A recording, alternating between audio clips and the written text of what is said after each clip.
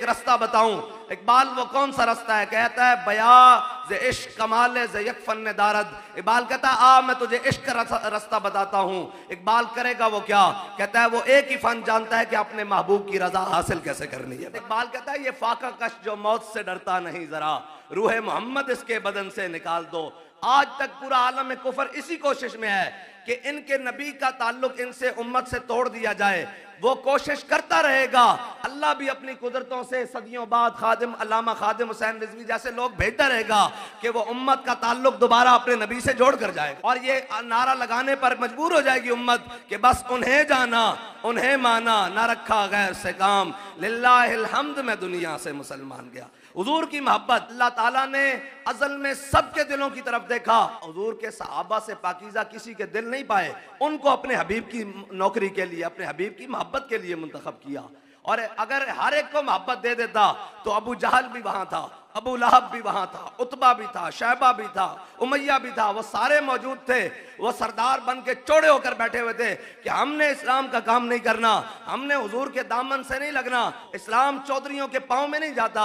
इस्लाम क्या करता है? फिर इकबाल से पूछते हैं, इकबाल वहां तो बड़ा अजीब मंजर है, सारे सरदार बिगड़ कर बैठे हुए, बता इकबाल फिर बना क्या? इकबाल कहता है इस्लाम ने फिर उनके चौधरियों को छोड़ा नहीं। बिलाल अज हब्श, सुहैब अज रूम, सलमान अज फारिस, अबू लहब अज मक्का बोला जबीज। इकबाल कहता है इस्लाम ने कहा आ जाओ, अगर आओगे तो अबू बकर होगे सिद्दीक अकबर बना दिए जाओगे, उमर होगे फारूक आजम बना दिए जाओगे, उस्मान होगे उस्मान गनी बना दिए जाओगे, हैबर शिकन बना दिए जाओगे। लेकिन वो आ गए तो उन्होंने इज्जत पाली, और जो ना आए तो इकबाल फिर हुआ क्या? कहता है बिलाल अज हब्श, सुहैब अज रूम, सलमान अज फारिस, अबू लहब अज मक्का बोला जबीज। के बिलाल को हबशे से बुलाया, सुहैब को रूम से बुलाया और सलमान को फारिस से बुलाया, अबू लहब को अपना होते हुए बेगाना करके रख दिया। ये इस्लाम का एजाज है। इस्लाम हर एक किसी के पांव में नहीं जाता। इस्लाम कहता है आ जाओ। और हमारे यहाँ इस्लाम का तस्वुर यह है कि जहां सर झुका लिया जाए, नहीं जी दीन किसी को कुछ नहीं कहता, दीन किसी को कुछ नहीं कहता। हम मुसव्वरे पाकिस्तान अल्लामा डॉक्टर मोहम्मद इकबाल से पूछते हैं, इकबाल वाकई दीन ऐसा है कि फ्लेक्सिबल किस्म का है, जो कोई आए वो उसके पीछे लग जाता है? इकबाल कहता है तू बदल गया तो बेहतर के बदल गई शरीयत के मुआफिके तदरवा नहीं दीन शाहबाजी। दीन वो नहीं जिसको हम अपने पीछे लगा कर चलें, दीन वो है जो अबू बकर उमर को अपने पीछे पीछे चलाए, उस्मान और अली को अपने पीछे पीछे चलाए, अबू हुरैरा और बिलाल को अपने पीछे पीछे चलाए। बस आपने मेरा जुमला याद रखना है और मेरी गुफ्तगू खत्म हो जाएगी। उश्रे का वजह रसूलुल्लाह। हुजूर अपने गुलाम के इस इजहार वफा से, हालांकि सामान नहीं है दुनिया का, लेकिन सहाबा ने बात कर दी और कहा हुजूर हुक्म दें घोड़े समुद्रों में डाल देंगे, और मोहब्बत रसूल में बढ़कर बात की।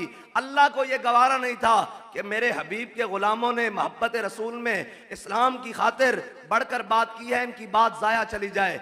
फिर इकबाल से पूछते हैं, इकबाल क्या बना? कहता है महफिल कोनो मकाम में सहरो शाम फिरे, लेके मैं तौहीद सिफते जाम फिरे, कोह में दश्त में लेके तेरा नाम फिरे, और तुझको मालूम है कभी नाकाम फिरे, दश्तो दश्त दरिया भी ना छोड़े हमने, बहरे जुलुमात में दौड़ा दिए घोड़े हमने। सहाबा ने हुजूर के सामने कहा हुजूर घोड़े समुद्रों में डाल देंगे।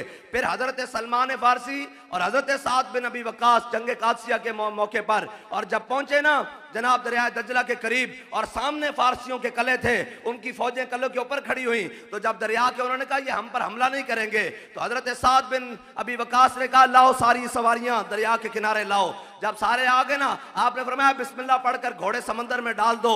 वो जो सामने उनके